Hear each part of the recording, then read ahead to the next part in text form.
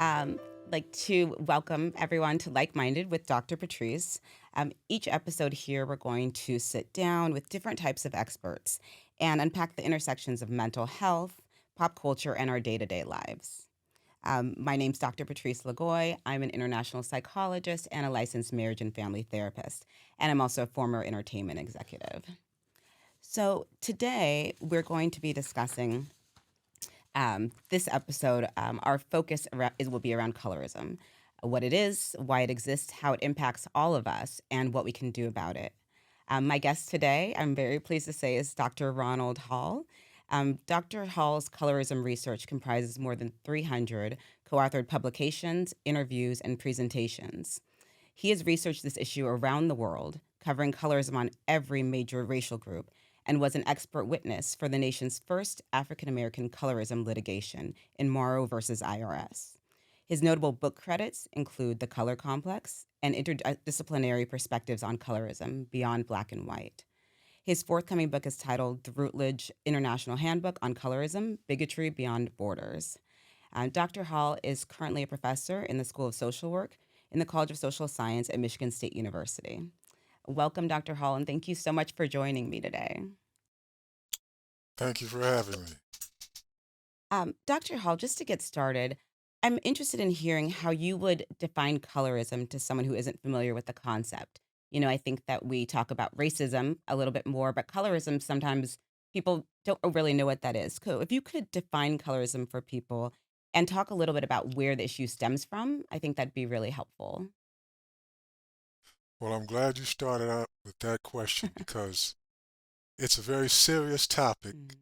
and I don't know how many times I've turned on the radio or the television and I sit and listen to quote unquote experts Mm.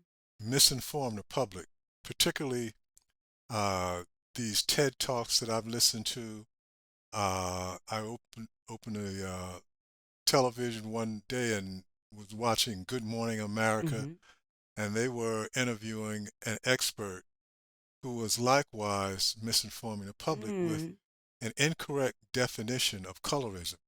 Most of the literature, even the Webster's Dictionary, when they refer to colorism, describe it as a type of prejudice against dark skinned persons of Mm. color or dark Mm. skinned African Americans. Yes. And that's simply not true. That's an example of colorism, and you don't define anything by an example. Yes. Such that if I ask you to give me a definition of a car and you tell me Toyota, that's an incorrect It definition. doesn't help you very much, yes. It it doesn't.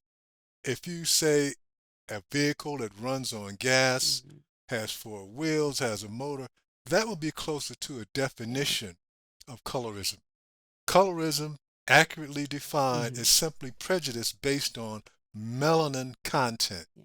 period. Mhm. And the issue of colorism was something that I was aware of as an African American because I'm born and raised like most African Americans in this country, and so there's a tradition, there's a custom, there's a culture we're all familiar with. Mhm. But I never had any misgivings about colorism myself personally. I knew about it, but it didn't really scar me. Okay. And before I became a professor, my full time job was working as a clinical social worker in the city of Detroit. And I would see clients individually and on a group basis. And somehow, particularly in the individual sessions, this issue of colorism kept coming up. Mm. I'd want to talk about family functions and support systems, but somehow males and females, and Detroit has got to be about 98% African American, Uh-huh. so that was most of my clients. They would always find a way of bringing the issue back that bothered them most, which was colorism. Dr. Hall, So I didn't get much in, can I ask you, were they able yes. to define it that way? Did they say it's because of my skin tone? Did they have a word for it? Well, they didn't use the term, if I recall correctly. I didn't hear the term colorism Mm-hmm. that often, but I did hear complaints about their skin color. I see. The guys would come in and tell me how people would demean him and denigrate him. Uh, One was nicknamed Midnight, for example, Mm, mm, which doesn't sound like a big deal, but if you hear that constantly, demeaning your right. character, your personhood, it can be very stressful. Yes. And of course, the women complain about they could never get boyfriends because Mm, of their darker complexion. So it's not that colorism refers to discrimination against darker complected persons exclusively. hmm. And this I want people to understand. It's just that they have a different set of issues. Yes. Yes. So a person of color who is lighter complected, Eurocentric features, yes, women have an edge in the in the marriage market. Mm, Males may have an easier time getting jobs, but their blackness is never challenged. interesting. And that's one of the things which bothers lighter complected African Americans most. I know of cases from the literature where African Americans who are Eurocentric in their features and skin color have committed suicide. Mm, Nobody pays a lot of attention to that. So when Bill Duke, I think it was 2012, Oprah funded a documentary called Dark Girls. yes. And because it was in my area, I made it a point to watch it. And I knew it was going to be a lot of pushback Mm, because that didn't tell the whole story. that's right. So, and she got a lot of pushback on Dark Girls. A couple of years afterwards, in 2015, I did get a call from Bill Duke wanting me to do a little 5 or 10 minute interview on his new documentary or her new documentary Hmm. called Light Girls. Yes. And there were examples of light skinned African American women crying on the video, Hmm. breaking down in tears. There could be a family of 5 kids. One of them would be light skinned, and the brothers and the sisters hated her That's right. because the father always saw her as a source of pride, Uh-huh. which made the other brothers and sisters they felt bad about that, so they would be more likely inclined to denigrate And gang up on and that act out their person. aggressions Yes. upon the lighter complected. Yes. Now that if you're darker complected, typically you may not sympathize with that, Mm, but that's an issue. it So is. it's the two polar extremes where the problem exists, and I didn't recognize it Mm, because I'm a more medium complected, so uh-huh. I can be accepted by both very light and very dark. Yes. Yes. But the two polar extremes have the most difficult time, I think that's such a and good that's point, an Dr. extension Hall. of Because I think that's that an extension of mhm, colonialism. it is. It is. I think that you bring up a really important point because, of course, in your research you found that. In my research, I found that as well. Is that even if you are in the so-called preferred situation, you're still treated differently, right? Yes, And it's being treated differently yes, that is detrimental to people's mental health. When you're being treated yes. differently by your family, right? The group who's supposed to protect Right. you All right. and take care of you, whether you get that Yes, sympathy or not, it is a fact that it does impact your mental health. yes. So I'm really glad you brought that up because I think that people don't necessarily think of how it feels to be on that side. It still Right. doesn't necessarily feel good to people. So I think that's really helpful to bring up, and discuss that a little bit more. So Dr. Hall, you talked about you coined the phrase bleaching syndrome to talk about people Yes, lightening their skin. And so I think that yes, would be important to talk about because I think sometimes even when we talk about colorism, we don't always get to the skin lightening part of it. And when we do start yes. talking about the extremes that people are willing to go through, I think it really elevates the importance and the urgency of the conversation. So can you talk about bleaching syndrome and skin lightening, what you've seen around the world? Well, I have to say that when I testified as an expert witness in the first case, um, I didn't want the public to be misinformed because the news media, books, the journal articles seemed to hone in on African Americans, a person of Mhm, African descent. mhm. And I knew that that was misleading. Yeah. This is an issue that's critical for all people, all non-white Mm, persons. And I've always been a stickler for theoretical constructs because they can take something as complex as human behavior and simplify it. Mm. So I worked and I thought and I toyed with the idea and I came up with the bleaching syndrome to describe this behavior not only in African Americans but people of color. And it's not limited to skin color. Mm-hmm.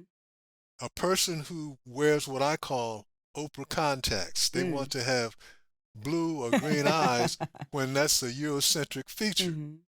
And the issue of bleaching creams, by the way, is a billion with a B, a With the billion B. dollar It market. really is, yes. So I applied for a grant from my university. I couldn't get any financial assistance, so I decided to take my own personal funds and start traveling the world during the summers, at Christmas time, and during spring break. I'd be on a plane flying 15 or 20 hours somewhere, and Mm. I haven't gone to every 195 countries, but I've visited every major racial population, as as you indicated during the Mm-hmm. introduction, even a Native American reservation in North Dakota. Wow. I didn't find anything that I didn't expect to find. Mm. The only difference with the issue of colorism around the world is it's very nuanced.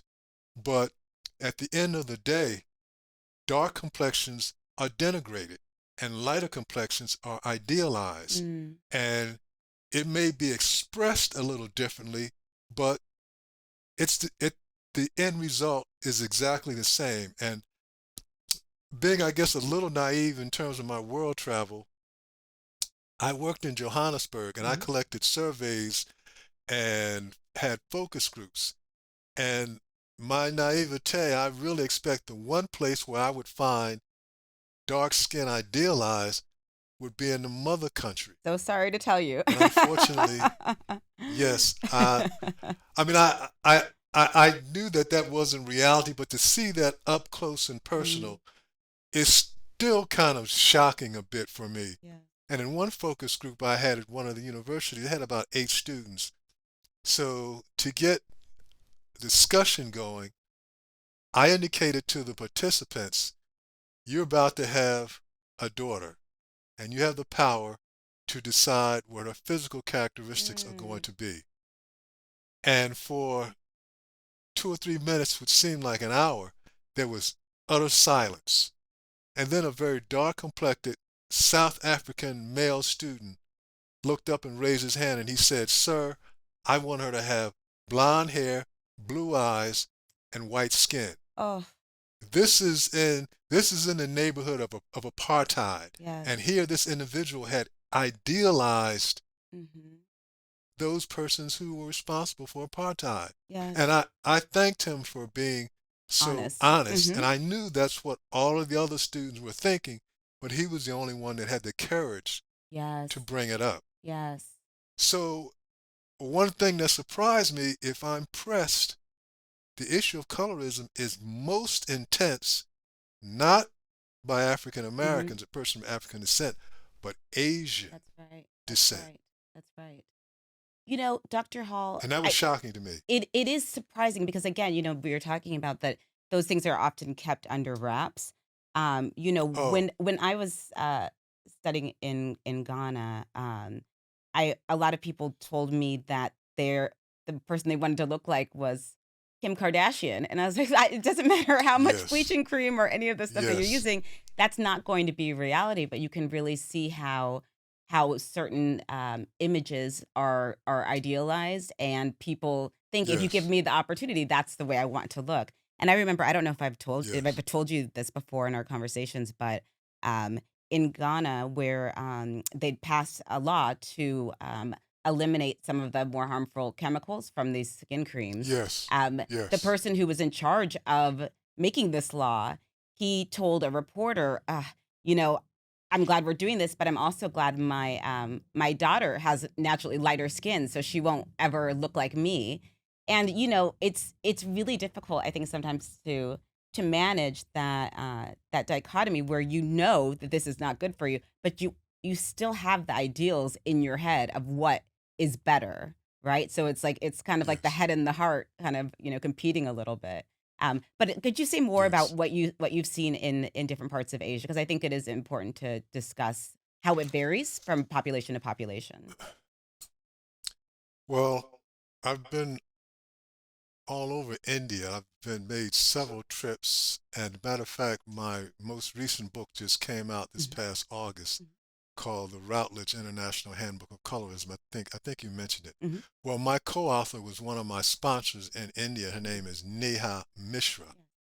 And the issue of colorism in India, we think about colorism in the US, and the US is 300 years old.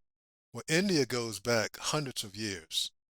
And colorism has been existent in India, as one of my Indian friends told me, when America was a wooded forest. They've been practicing skin color that long. And there's a group, they're called Dalits, Yes. and Yes. sometimes they're referred to as Untouchables. untouchables. Mhm.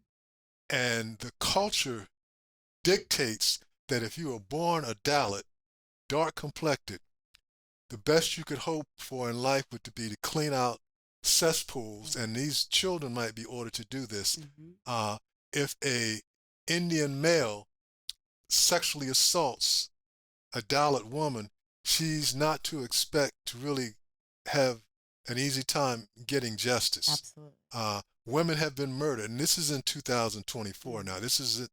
this doesn't happen years ago. That caste system is very, very strict, Mhm. and of course, there's an economic correlation between light skin and the most educated, Yes. the most wealthy in India, and dark skin, who are Mhm. the least privileged. Yes. And because this is an ugly thing to acknowledge, like most Asian communities, which are closed, unless you're an Asian talking to an Asian Mhm. person, you're not likely to get wind of this. Abs And what I've seen, the abuse of Dalit Indians is pretty much tolerated. Mhm. It's cultural. Yes. Yes. Because they're not seen as In people to be Japan, defended or protected. Mhm. in Japan, when I go someplace, I always try to locate library resources because usually they'll have an English section and I can browse through some of the literature. Mhm. And I was shocked when I was in Japan. I went to one of the library English sections, and I found a book talking about colorism going back to the 1200s. Wow. Now, Europeans didn't arrive in Japan until about 17, 1800s. Mhm. And there was a cultural saying in Japan, for a woman, light skin compensates for 7 blemishes, Mm. which I take to mean if the woman has a club foot, Yes. or is in some way deformed, but she's light skinned, Mhm. then she can qualify as an ideal. Wow. In my work in Puerto Rico, I went to the libraries there, and my case of colorism litigation occurred in 1990. Mhm. I found cases in Puerto Rico going back to 1936. This has been going Mm. on. But you don't hear a lot about it again because it's a taboo subject. I think we are a little embarrassed as people of Yeah. color to acknowledge that Mhm. we discriminate against one another the Yes. same way that Euro-Americans discriminate against persons of African descent. Mhm. Yeah. So some of the bleaching creams sold here, like I don't know if I can mention, I think Nadinola is one of them. Uh-huh. They don't advertise Nadinola as a bleaching cream. It's something that makes for healthy skin, smooth the skin out, uh, anything but bleaching it. Anything but And the bleaching. Yes. danger with a lot of these bleaching creams in Ghana, they pass laws. They've passed laws in Africa, in other countries, but that really doesn't do a whole lot because it just creates an underground market. Yes. And sometimes that Poor women who underground want market bleaching. is more dangerous, right? Because now people are buying things from the village shops and you have no idea what's in it. And you have this, very hot sun that doesn't do well with bleaching creams, right? And not a lot of use of sunscreen or anything like that. Hmm. Well, people who sell these on the street, sell these concoctions on the street, they make them. Yeah. So they get toothpaste and some other chemical that will bleach the skin out, and they apply it to their skin. Yeah. And the danger in that, the most critical danger, I wrote a paper in 2018. Hmm. There's something called hydroquinone. Yes. Hydroquinone is a carcinogen, Hmm. which means it causes cancer. So women who apply these bleaching creams on a daily basis and they happen to be pregnant, the result is going to be a stillbirth. Yes. Well, and That's how dangerous it is. hydroquinone was legal in the US. I remember growing up and seeing like the kind of products with hydroquinone that would say, okay, for dark spots on your knees or elbows. And those were sold in the regular drugstore. And this wasn't, I mean, I'm not that old. This wasn't that long ago, that they were here in the US as well. And I do think it's interesting how you noted that the products still exist. Um, it goes Yes. underground or they change the name of it, but people still know Yes. what the purpose is and they're still buying it for that purpose. And I think that's so important to note and make people aware of. And another reason I point to the Asian community where this is very critical, Mhm.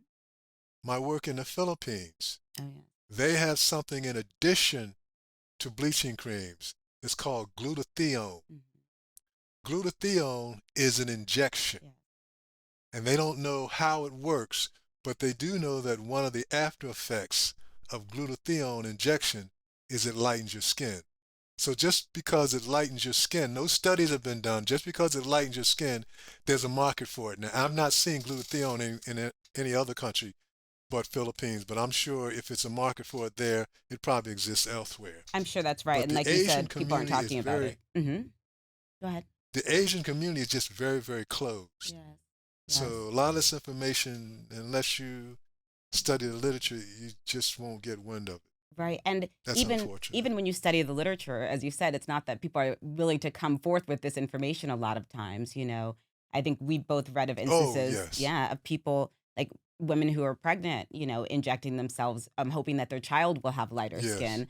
And you just think of all of the detrimental effects of that. I mean, when you're pregnant, you can, barely even take aspirin, right? Like, let alone you're injecting an unknown Yes. substance into your body, and just Dr. Hall, I think it's difficult too to overstate that we're not talking about when we think about the lengths that people are going to, we're not talking about for aesthetics. We're not talking about vanity. You alluded earlier to the fact that people with lighter skin are more likely to get married, to have better jobs. It is for some Yes. people it feels like a matter of survival, not that, it's just because they Yes. want to they want Oh, to yes. look better, right? Yeah. Tell me about that. Yes. Oh, no doubt. I'd love for you to share what you know and what your research has shown about um, how it impacts social status, socioeconomic status, all of that. If you'd share with about that, I think that'd be important for listeners to know.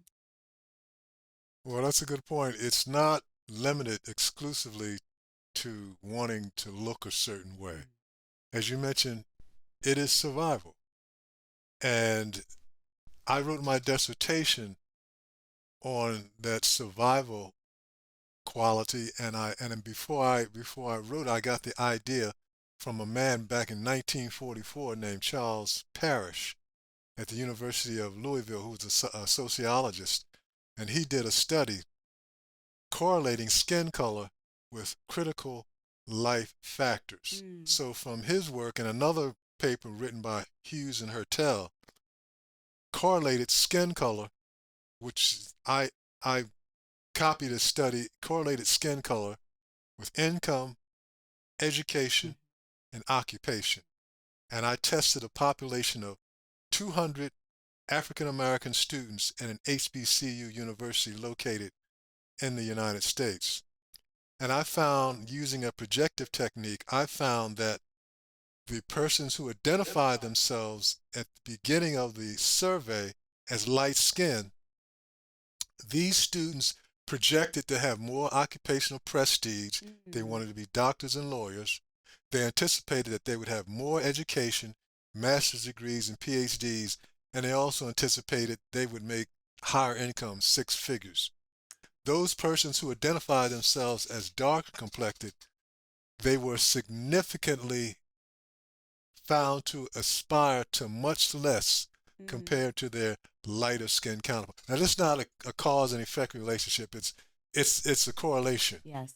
And I think that that is probably recapitulated around the world, regardless of what group you're talking about. That's very significant among Latinos, for Mhm, example. mhm. African descendant Latinos do much, much worse than their lighter complected or Caucasian featured Latinos. In Brazil, which has the largest African descendant population, not in the US, but in the West, there they have to have affirmative action policies because this discrimination is so rampant there. And I don't know that if that does a lot of good, but it's an issue, Yes, absolutely. definitely. Absolutely. No, it is. It's an issue, in different parts of the world. And I think that, it's important to recognize that, scholars have shown that it starts so early, right? We're talking about as adults, their ability to Uh, get a good job. But, we know that from the time people are children, how they're treated by teachers, even if the teacher is in the same, ethnic group that they're in, how they're treated by yes, teachers. Rates of suspension are higher among darker skinned people. And so you really see how yes. you're put on this trajectory. Like to even higher rates of incarceration, like the preschool to prison pipeline, right? Just because of how you're treated and who is given the benefit of the doubt and who is not, And so if you would share a little bit about how early that starts. Well, I would point to the doll studies to begin Mhm, with, but yes. before I get to the doll studies, you mentioned the prison system.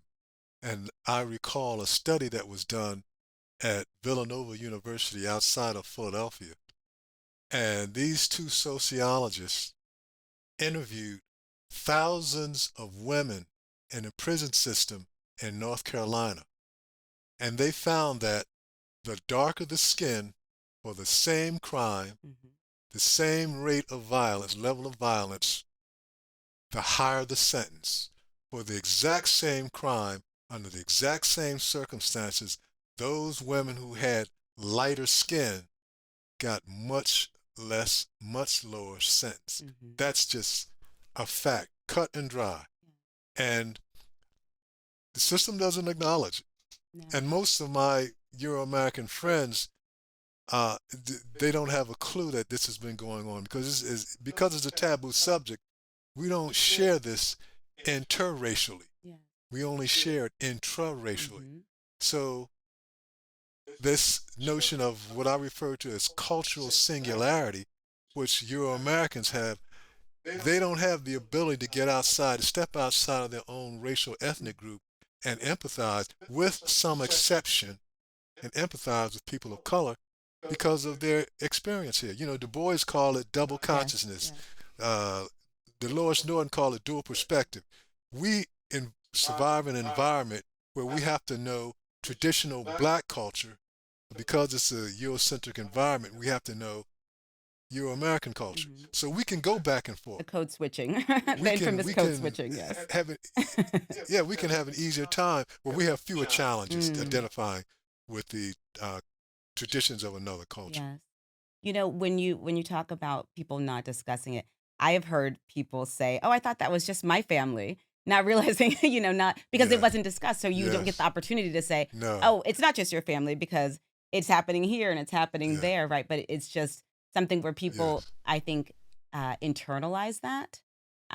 Because Yes. if it does happen in your family, it's separating you from your siblings, from your parents potentially, and people Yes. people internalize that rather than really wanting to talk about it. But I'm sure you have this experience too, Dr. Hall. Anytime I tell people what I study, they're like, "Oh," and you see their eyes light up and they have a story. They always have a story about Yes. how that impacted them. I have a friend who's from South America and it was the darkest of her family. And her parents told her from the time she was little, you better marry someone white. You better marry someone, American Yes. or European, because that's the only chance you have to have attractive kids, and you're told that from the time you're a Yes. child. And I have, Yes. friends from all over the world who have a story like that, and they think that it's just Yes. their family. It turns out it's all of us. Sometimes they tell the darker skinned daughters to be smart because Mm, that's the yes, only opportunity they have in that's life. right. Yes, yeah, that's it's so fascinating and heartbreaking as well. Dr. Hall, Yes. I think that, we've been saying that it's not really discussed that much, but I do think, I can think of a few examples over the last few years where you're seeing it more discussed. So, a couple of things that kind of stand out to me are politics. So, like, right now Hmm. in the United States, we've had one black president who is of Oh, mixed race. Our future, the Democratic contender for president now is also of mixed race, and it made me think of when Michelle Obama, when she was the first lady, how she would often be characterized as being angry and ugly yes. and all these kinds of things. Yes. And I'm just curious, when you see examples of that, or you see examples like in pop culture, people talk about like Beyonce's father said he thinks that she was the person who stood Yes. out because of her skin color. On reality shows it comes up. What do you think? How do you understand how we're seeing that in like modern day? How we're seeing that, in public figures. Well, this is another issue that has concerned me because it's contributing to misinformation, not only by other people, but by black people. Mhm. And it's probably going to be a challenging notion to think so, Mhm. but I am very emphatic, I'm very determined, very convinced. Black is not dark skin and kinky hair. Yes. It's pretty much taken to be that now, Mm-hmm. but that's a matter of geographic Yeah. circumstances. Black is the food you eat, the music you like to listen Mhm. to, the The cultural culture. traditions that you Mhm. adhere to. Now, if the 65 million or whatever number there is of African Americans who exist here in the United States, if we existed in proximity to China, many of us would have Chinese features. Mhm. If we existed in Norway, we would have Norwegian features. But what keeps us true to who we are is our culture, Mhm. our family traditions. If you get a picture of an average African American, say you and I, Mhm. and compare us, what we look like, to some of the pictures of slaves back in the 17, 1800s, Mhm. you'll notice a characteristic difference Sure. because we've come along a little later. Mhm. There's and most of us. I have mixed race, and you probably have mixed race in Mhm. your family. Mhm. That's more likely now than it was during the 1700s or Yeah. during the antebellum period. But I wouldn't call myself any less black just because my skin may be a different color. So, but there are people who segregate themselves Mhm. from lighter complected African Americans because, Mhm. like, well, they're attacking the current vice president now, Yes. Yes. and that's so unfair. That's so ignorant to do Mm. that. Yes. I mean, why would she elect to go to a black university, become a member of a black Right. sorority? That I would mean, really and be the long con. this only contributes.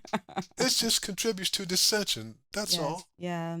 Yeah, I think it's so interesting. I do think, it provides an opportunity to have these discussions. Like, what do you think the learning opportunities are for all of us, as these things are more in the current conversations, more in the zeitgeist? What do you think the opportunities are? Well, I would be very adamant in suggesting that the road back or to salvation, you got to first acknowledge the Mm. problem. Yes. Yes. Discussing it, Mhm. putting it in a public forum such as this is the beginning.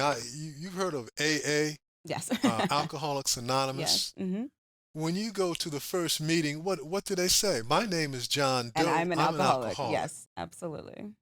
Because that prepares you, that puts you in a frame of mind that you got to be active, something you have to do, there's something you have to change. Mhm.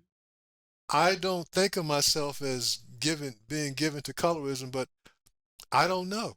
I Mm. mean, there may be some things that I do or say that someone else might find discriminatory on a melanin basis. Mhm. But the fact that I acknowledge the colorism, I'm amenable to changing it. I'm Yes. amenable to listening. Yes. But you know, people are choosing sides. Mm. And black people don't need any more confrontations, any more division Mm, than what already exists. yeah. Yes, I mean, there are people like W.E.B. Du Bois, mhm, and how much did he contribute?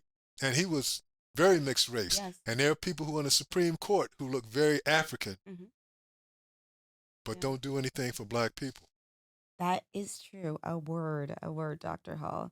I think that that is, it's such an important point. That uh, sometimes the division, it's it's so structural to the Yes, United States and to anyone who grows up here. Um, yes, and you know, we have to sometimes catch ourselves and realize even if you study this, even if you feel like you are, whether you're an ally or someone who feels like you are, very enlightened about these kinds of things, you still grew up here.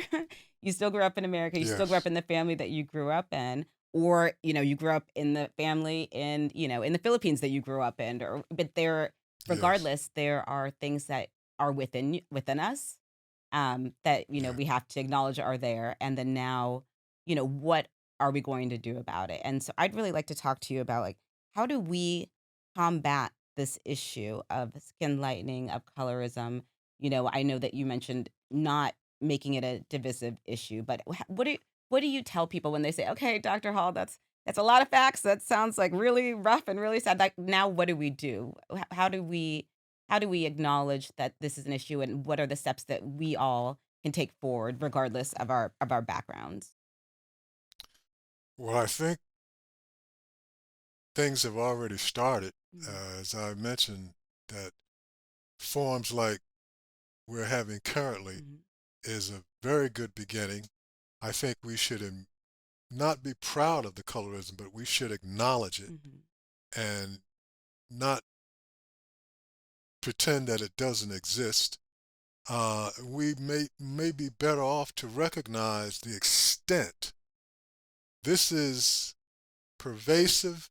This is worldwide. Put it in a worldwide context. This is not something that's local or exclusive Yes. to black people.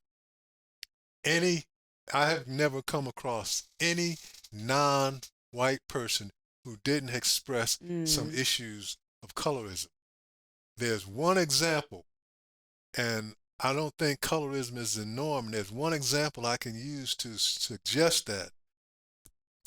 I think it was in the 30s, the 20s or the 30s, there were explorers from America who so-called discovered the North Pole. Uh, And there happened to be, with a group of 7 or 8 explorers, one African American male named Matthew Henson.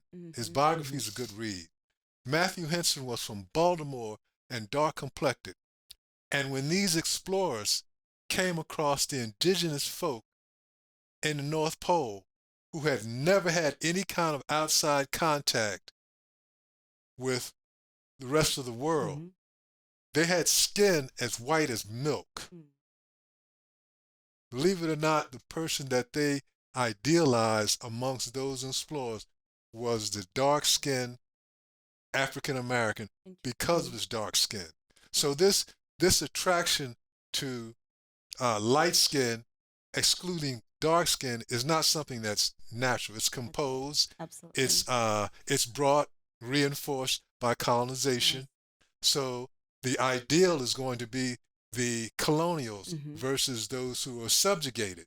Yeah. That's how we come about with light skin. Yeah. And at the same time, persons of color are trying to get lighter, particularly in Europe. Mhm. Persons are trying to get darker. Yes. Okay, so In Scandinavia, one of the most popular things you can do is go to a tanning can booth. yeah. Okay, I'm so glad you brought that up, Dr. Hall, because sometimes people have said to me, "Well, I don't know if that's still a problem because people want to tan." It's like, yes, you want to get darker because it's still in certain places signifies that you are of the leisure class who can afford to go on vacation and have this great holiday, but you don't want to get Mhm. too dark. You want to get dark to a certain Yeah. extent, right? There's a line that's Yes. crossed. And so I think sometimes, people have to understand just because people go tanning doesn't mean colorism is over. We don't need to Yeah. worry about it anymore. We're all No. good. I think that that's No. a really important thing. And I wanted to you mentioned before the doll test. So I'd love if you could talk about that for people who aren't familiar because we didn't get a chance to go into it earlier. Well, you probably heard about the doll test by the Clarks, Yeah. Mamie, and her husband. Mhm. They gave young girls the choice of a white doll or a doll with white Mhm. features and a doll with dark features. And the most heartening, difficult thing to sit and read about in their study that they did, I think that was about 1940 Yeah. something, which brought us school Mhm. desegregation. And they asked a number of questions. They asked the young girls what doll was the prettiest, what doll was the ugliest, and several other questions. But the most hurting part was when they got to the last question. They asked these young girls, what doll looks like you? Mm. And even though they said the dark skinned doll was ugly, they didn't like, they also said that's closest to what they Yes. were. Yes. And that study has been replicated several times since then Mm. and has not been any significant change. Yes. Yes. And I And I think, think oh,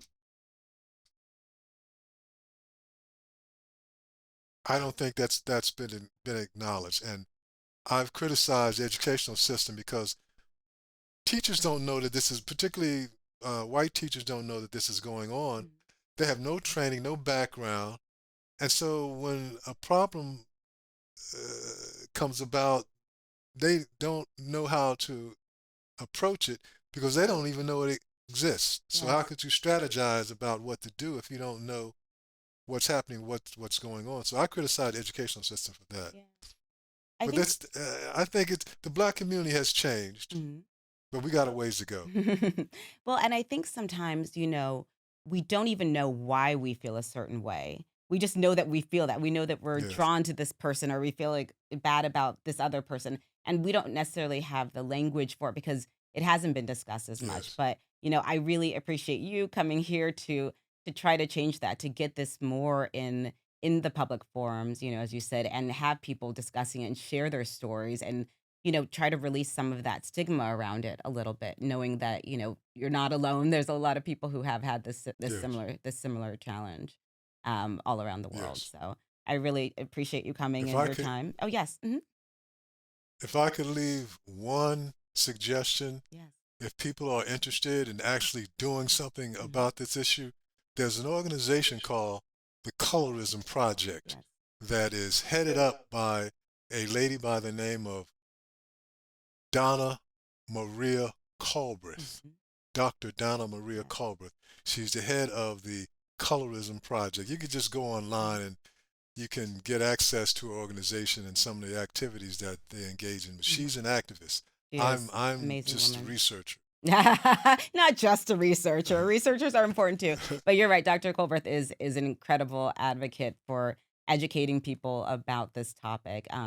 And how can people find out more about what you are doing and your books and your research papers? How can people find out more about you, Dr. Hall? Usually just a simple typing in my name on the internet. Google Most of you. my books, yeah, most of my books and journal articles are available.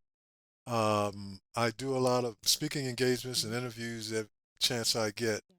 I'm very active in the research end of this, so not very difficult to locate. Thank you so much. I really appreciate you coming on. And Thank you. be motivated to learn more about this topic and see how they can become allies or educate themselves and each other. So thank you so much. Continue your good work. Thank you, Dr. Hall.